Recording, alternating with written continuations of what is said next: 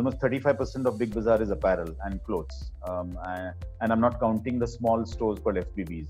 So we really made a transition, and possibly I'm going to talk the transition in the second part when we talk of maintenance.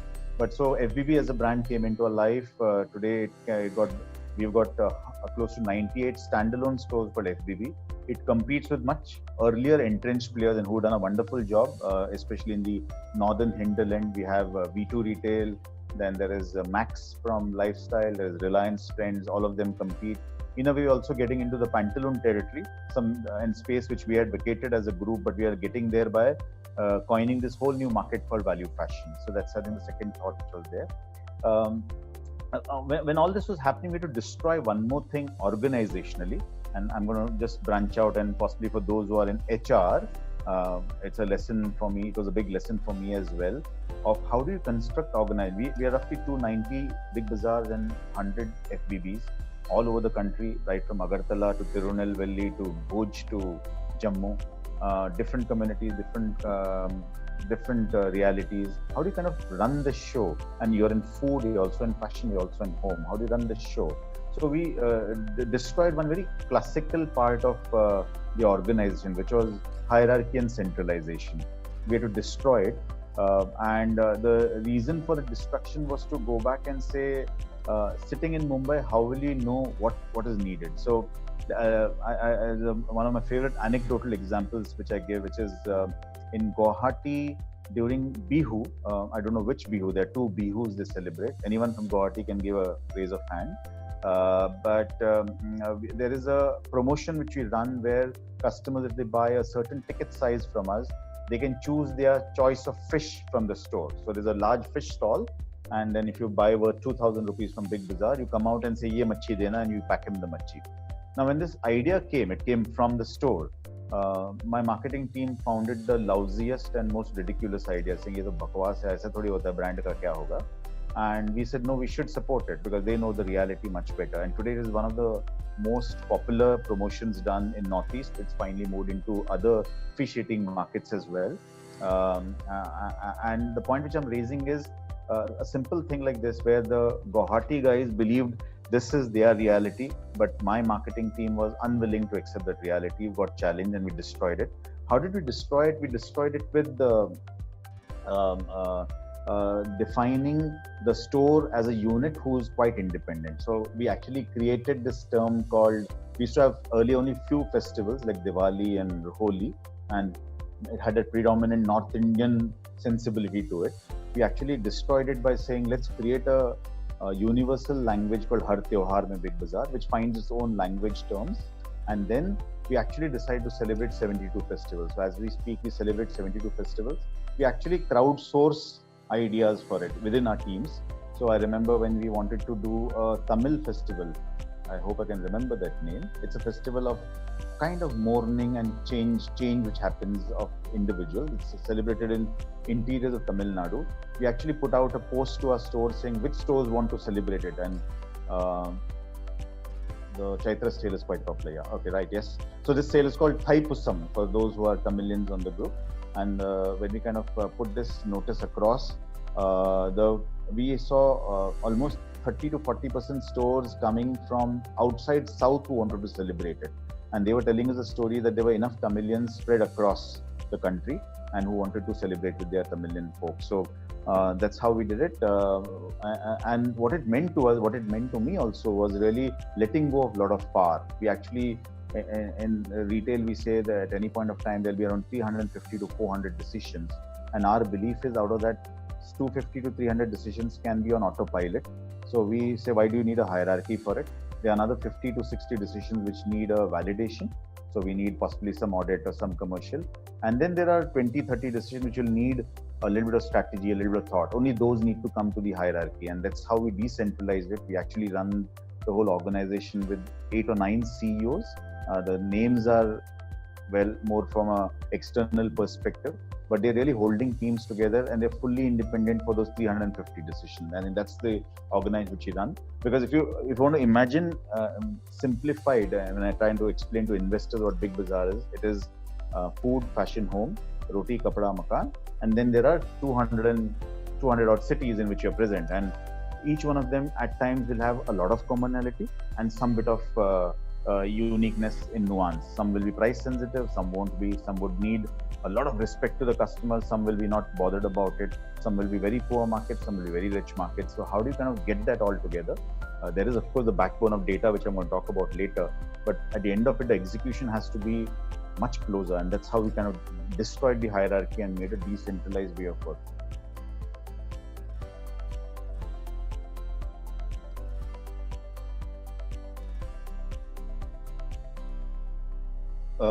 I'm sure all of your sharp minds there, marketing minds, what really happened is what you wouldn't know. I think some things didn't change. The pricing didn't change. Affordability. The Dadima could walk into a store and say, I can afford to buy a hot pant for my granddaughter. But something did change. In the Panwala ad, which was really symbolic, was about a lot of the customers, especially people who are not shopping in modern trade. He was symbolic of them, right? It was symbolic of my driver, my house help, who are just not shopping, including many people. My parents would never shop in modern trade. So how to get them to modern trade? And then we came to a journey where the modern trade, okay, there were people don't go ecstatic saying, wow, I've got a big bazaar, but you have to give them something new. And that's why when we meant to go back and say, India has changed, modernity has changed, and we need to reflect that. And that modernity would have seen this. This was a series of communication we played. Just to give you an inner secret, we thought we'll sell huge amount of hot pants, like the red one you said. We didn't end up selling. So obviously the India was not ready for the hot pants. And for those who did not notice, I think this was maybe in 2013, when television was not censored enough, we actually took the guts of using the word sexy Ban Raha India. And I think it was also a part, this is a very popular commercial, by the way. No one noticed it. And that's why we got through on main network saying sexy Ban Raha India. And no one would associate a word like sexy with Big Bazaar those days. But those were part of the journey of breaking out from that mold and saying that India is changing. Why are we afraid about changing? Why should we continue to sell atta tel and be seen like that old shop?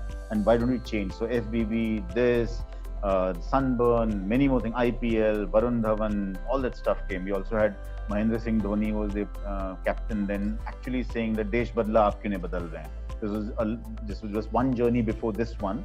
And so this was, if you see the recurring themes, is affordability and getting many more people to consume and making it look like a place for everyone.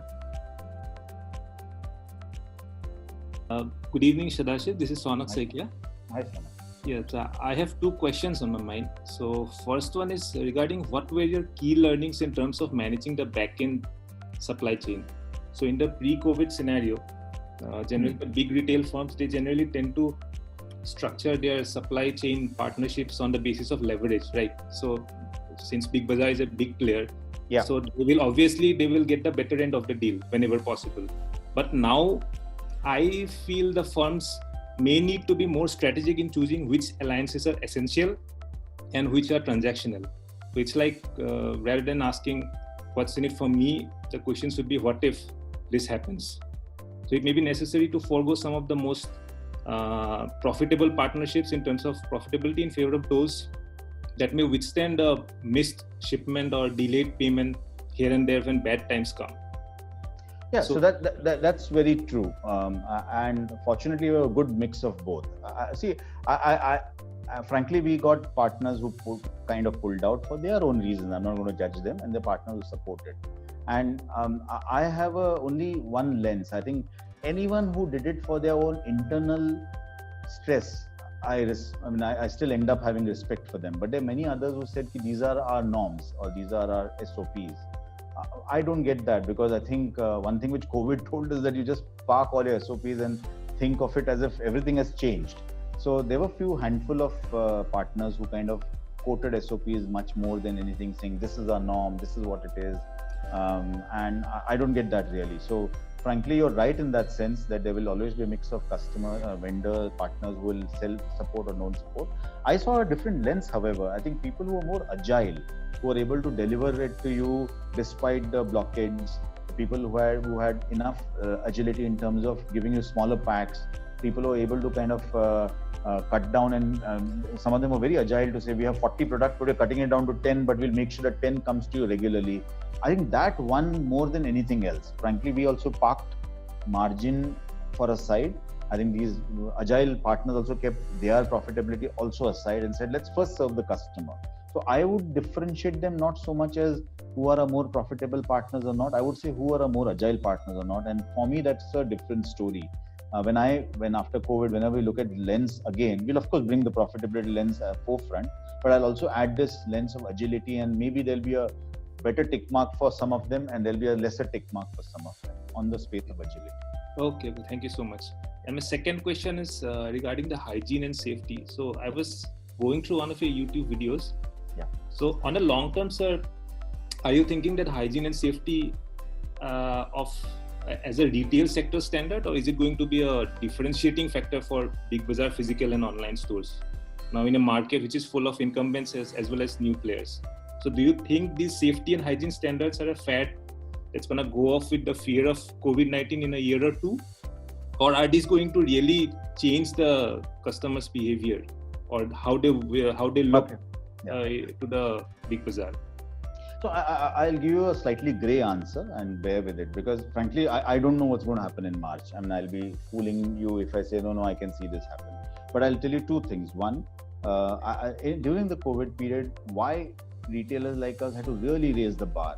And when I mean retailers like us, I'm counting all the big guys who are, I would say, 8 to 9 out of 10 on hygiene. Yeah? They may not be 10 out of 10, but they're 8 to 9. And let's say customer's basic requirement is 5 or 6. So they're much ahead of that.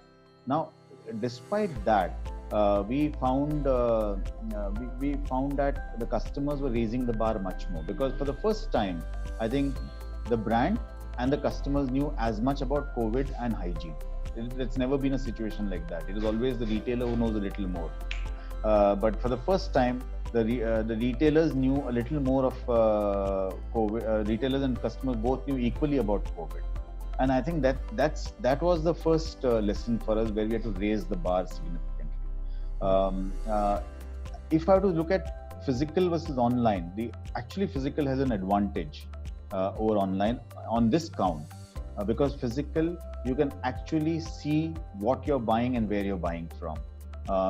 When I'm kind of trying to get the commentary from other people around me, the doubts to say इनके kitchen में क्या हो रहा है मुझे पता नहीं, and frankly I'm seeing a lot of empathy. I'm not trying to put faults in them, but there are imaginary issues which come because you're not seeing the place, and that's why they're also reacting very well by sharing videos, etc., etc. But a physical place has an actual advantage to say, come, you can see the store, and if you're going wrong, you can tell us, and we are willing to do it. So I would say the change for hygiene shift has happened for sure. There's an advantage which physical stores have, because you can actually come and comment and make a reaction. If you want to shut down the store, today a municipality officer can come and shut down a store if he feels that we're not matching. But it may not be the case for people where you can't see the store or you can't see what's happening behind the store. So that's the real advantage which we have. But to your point, I can't really know what will happen. The bar has surely been raised for the reason which I explained to you, that for the first time, the customer knew as much as a brand about COVID, or did not know as much about a brand as COVID like anyone else. Okay, thank you so much. Thank you.